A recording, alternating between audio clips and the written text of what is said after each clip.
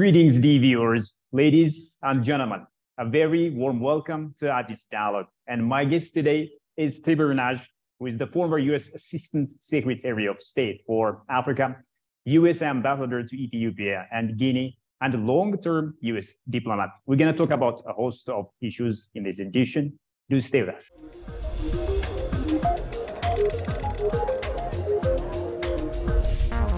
Ambassador, thank you so much for joining me, for making the time to talk to me. Thanks so much for having me. Are you in a beautiful Ethiopia? Absolutely, sir. I'm there, and we're conducting this interview from my office. Very good.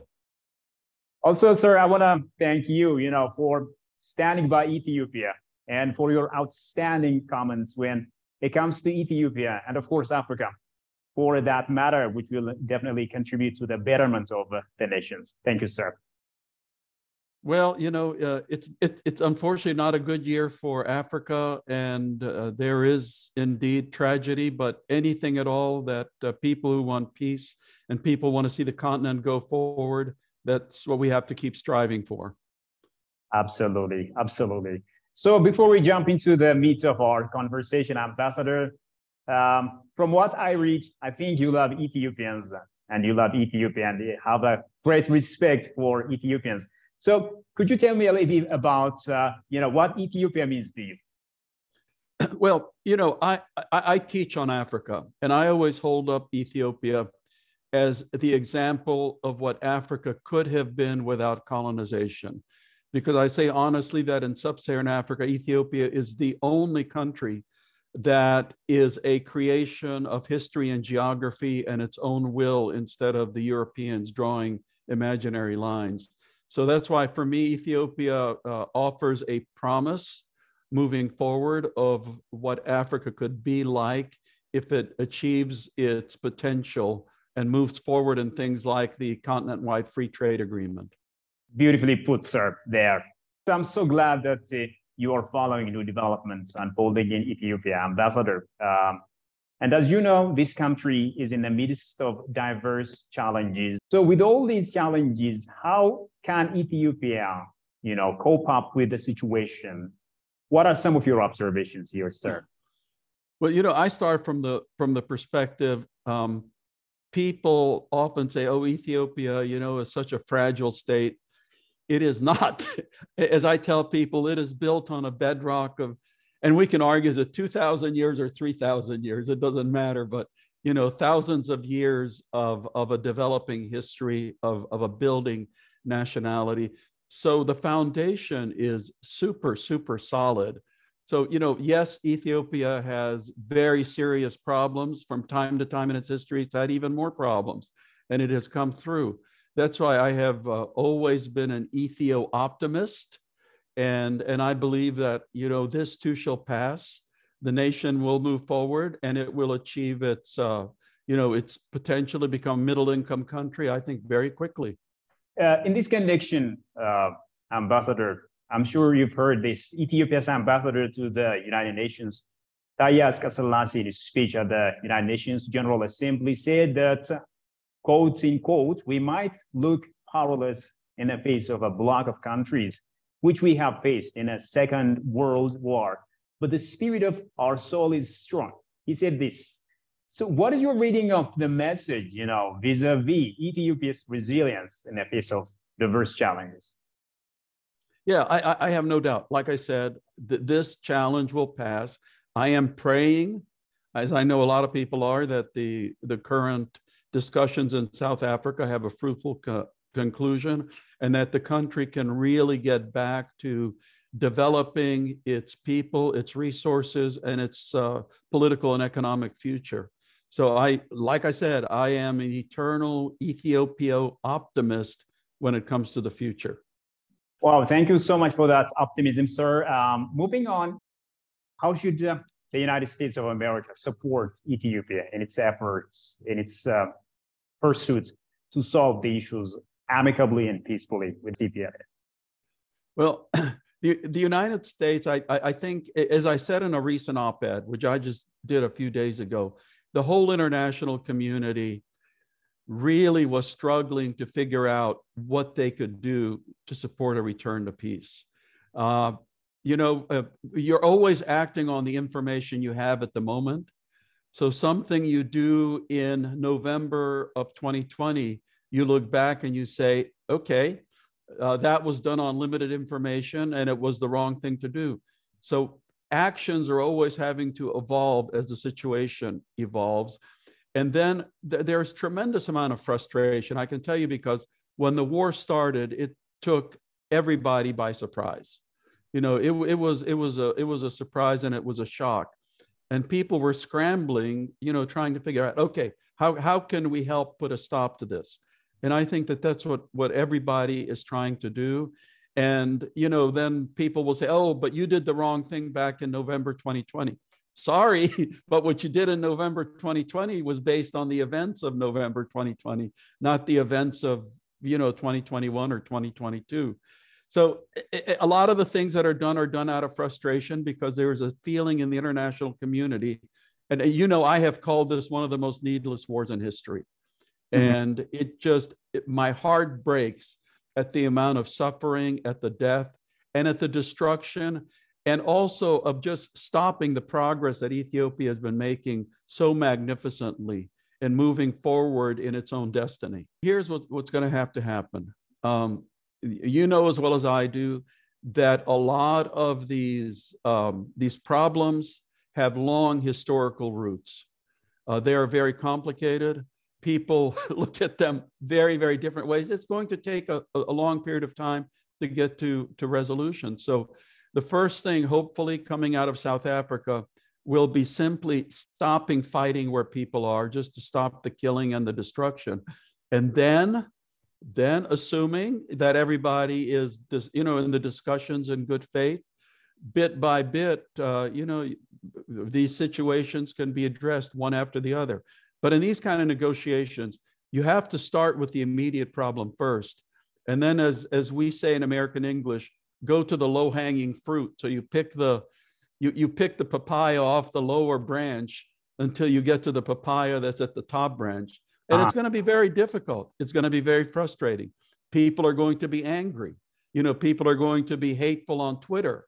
But, as I said, I am absolutely optimistic that Ethiopia has a glorious future ahead. Being here in Washington, the situation is that the frustration in the U.S. government is exhibited by a number of members of Congress who are putting tremendous pressure on the president, on the executive branch. Okay, there's this war that's going on. You have to do something. You have to do something. You have to do something. Personally, I was very much against suspending the AGOA, the AGOA privileges for Ethiopia, because the end result of that is having hundreds of thousands of women, in textiles, maybe losing their jobs. And knowing Ethiopia, I also knew that that's not going to change the government's position one way or the other. But again, that was a result, I think, of tremendous amount of political frustration in Washington, of members of Congress saying, you have to do something, you have to do something. So, there are so many different political forces at work that Washington is not a unified, position. There are many positions here. Members of Congress represent their constituents. Some members of Congress who have many Ethiopian constituents will say one thing. Other members of Congress will say something else. That's how the American system works. I know it confuses people. Let's also talk about the narratives covering Ethiopia. I think narratives when it comes to Ethiopia is the other issue that Ethiopia has been grappling with. Let's take, for instance, the humanitarian aid being delivered. Ethiopia is restoring power services for different cities in the areas that have been liberated by the Ethiopian National Defense Force, and humanitarian supplies are being distributed, and critical infrastructure repair is underway. There might be, issues in the process. However, these stories need to be told, I believe. But this story is, I think, deliberately being shoved aside by some international media outlets in the West. Bad news stories, that is what's going to be the focus of the media. That's why I'm really hoping that the discussions in South Africa will result in a very, very quick ceasefire. And, you know, we can argue, is it going to be a ceasefire or a cessation of hostilities? You know, who cares what it's called? The important thing is it's the bullets need to stop flying and killing people. So, you know, that's how it is. So the media focuses on the terrible things, unfortunately, that are going on instead of the positive progress. You know, here again, if the Ethiopian government wants to tell a good news story, the Ethiopian government needs to reach out to the international media, invite people to come in and go to the areas, you know, that they want them to see. Great idea, sir, there. Also, as we speak, Ethiopia is observing tributes to the fallen heroes of the Northern Command, which had been attacked by the TPLF on November 3. Talking about the attack in your recent articles, you have compared it to the South Carolina militia attack on Fort Sumter that started the U.S. Civil War. Could you please tell us more about that? Yeah, you know, I use that example, I think like the first or the second day after the war started, because to me, I think there's a very good historical analogy in the events leading up to the American Civil War. The two sides, the Confederacy and the Union, were becoming more and more belligerent. But there was a spark which started the actual war, and that was the Confederate South Carolina militia's attack on Fort Sumter.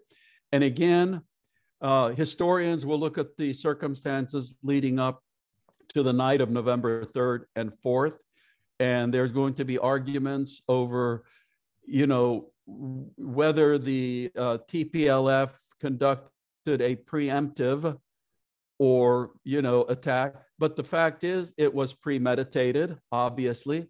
And as I said in my recent article, it was like, you know, two people getting into a duel, and the pistols are pointed at each other, and the TPLF pulls the trigger first. I don't know. I know at some point we will find out exactly what the losses were that night, you know, in the count of members of the Ethiopian National Defense Forces who were killed or captured, or the weapons that were seized. Again, you know, that will be a historical fact for historians to determine. But I have said from, you know, day one that, you know, when the fighting started, that's what kicked it off. Let's also talk about the positive side of Ethiopia. And Ethiopia has started with exports, which is being greeted with appreciation. It is also creating a stronger power link in the Horn of Africa. So what is the future of Ethiopia that you see for this East Africa in the midst of diverse challenges? Yeah, what I see for Ethiopia is becoming a middle-income country when peace is restored and the country can get back to its natural progression of economic development. The government, for quite a long time, has undertaken a very aggressive policy of pursuing education. You know, when I was in Ethiopia in the 80s, the first time, the issue was elementary education because the rates of literacy were very low. When I was back as ambassador, the issue was secondary education. And then since then, Ethiopia has developed a system, and I'm always behind. I think now it stands at like 42 national universities. So, you know, at the end of the day, no matter how rich a country is, the true riches of a country are in its people.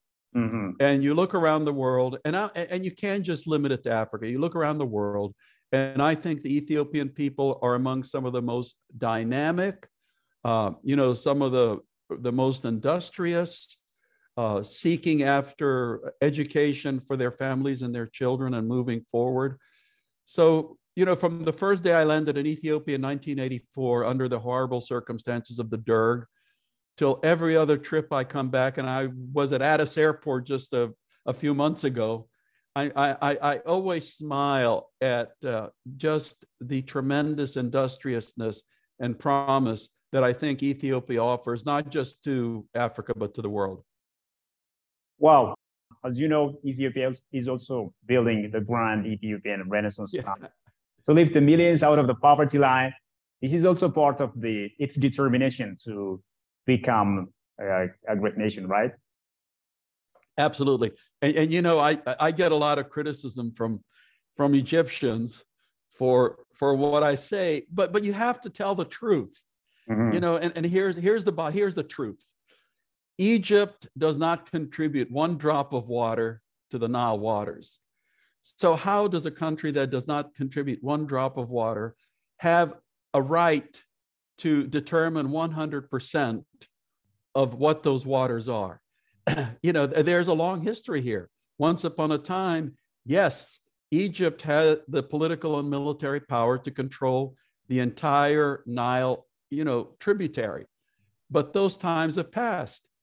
Ethiopia has arisen, and it's a totally different world in 2022 than it was back in the, you know, in the mid 1900s. So people have to be realistic, accept how the world is changing, sit down and make up a new deal, one that all three countries will be happy with. Because the bottom line and the truth again, the dam will be completed. So, you know, the time is now to get serious and to come up with a deal. And then everybody will be happy, because there's no reason why all three countries should not be happy. The other promising thing when it comes to Ethiopia and, of course, Africa is, Ambassador, I think the continent is endowed with a huge number of young populations. And many say that this is the potential or the springboard to lift millions out of the poverty line. What is your take on that? What are some of your observations? Oh yeah, you know that has been my theme since I became assistant secretary, is that the promise of the continent is in the young people. There are two potential scenarios here, because if young people don't have an opportunity, they will be frustrated. They will contribute to instability and the rise of extremism. If the young people have opportunities, kind of jobs they want, so they can take care of their families and live like young people everywhere. The African continent has incredible promise and unlimited growth opportunities. And all of us have to do everything possible to make sure that the scenario which comes into being is the one where the young people have their opportunities. Because, you know, I'm a political refugee myself, and no one wants to leave their country.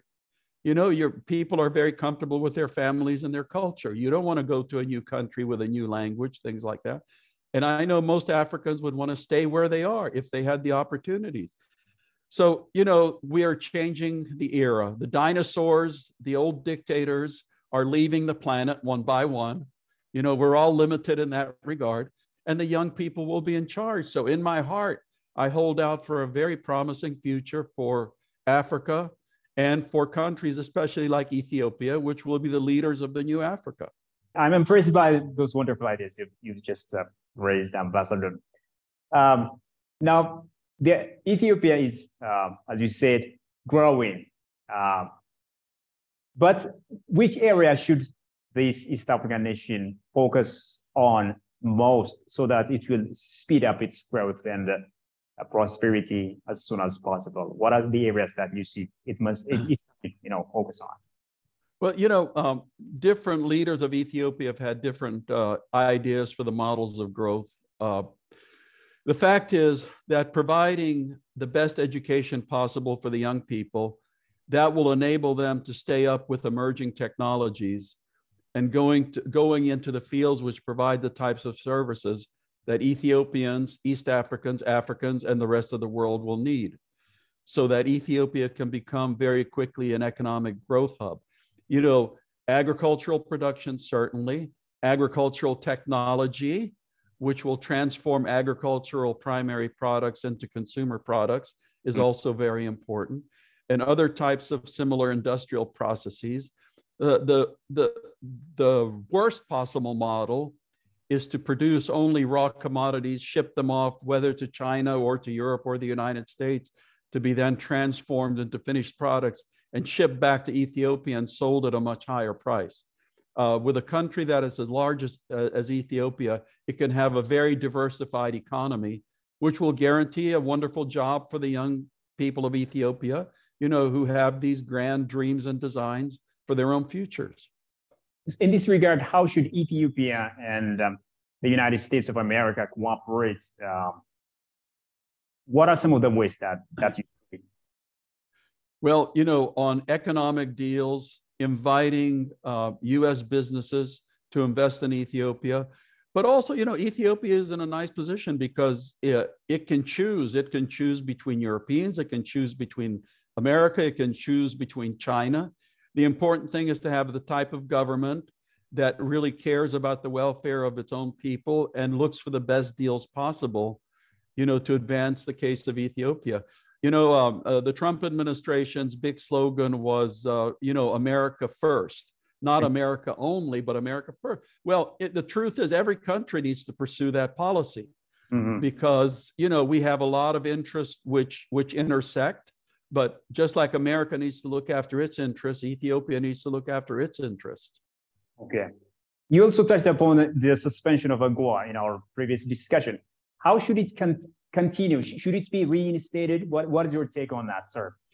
Well, AGOA has a life now, and I don't know what the American government will do, whether AGOA itself will be extended or not.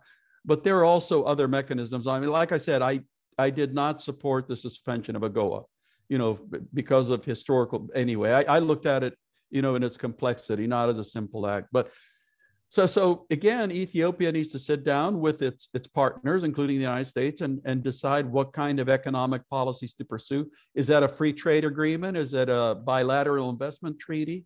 Is it the resumption of AGOA? So again, I get back to, I am praying for peace, so that Ethiopia can move on with its future. And then immediately it can sit down with the international partners and say, okay, we've stopped fighting, so let's move on. The other area of collaboration is the African Continental Free Trade Area. I think it is also promising. So how can Ethiopia and the East African region, and of course the nations on the whole continent of Africa, can make the best out of it? Yeah, again, that's going to be evolutionary. We all know it's not going to be instantaneous. I think the natural course of development in Africa, again, I have to blame the colonial powers for the artificial boundaries and all the ill that they did to the continent, is that, the countries have to get their own acts together first. Then, you pursue regional advantages with certain kinds of regions, and then you extend that to the overall continent. I always maintain that in some of these countries, it's not going to be a serious discussion as long as a person in a uniform can put up a road and, shake down every car that goes by. That's another one of the reasons I've always respected Ethiopia, because Ethiopia does tend to be a nation of laws, and the levels of corruption were much, much lower than I found in other places. Ambassador, I really enjoyed our discussion. Thank you so much for that. And before maybe you go, do you have any message to Ethiopians? Yeah, what I would say is we just all need to pray for peace, because Ethiopia is such a promising country, has such a promising future, that the world needs a peaceful and a stable and a prosperous Ethiopia. Wow, what a message, peace and prosperity. Thank you, sir. Ambassador Tibor Nagy, thank you so much for your ideas and for your time. Thank you, Ato Shifra. Absolutely. God bless Ethiopia. Well, dear viewers, with that, we come to the end of today's program. Thank you as well for having been with us. Bye-bye.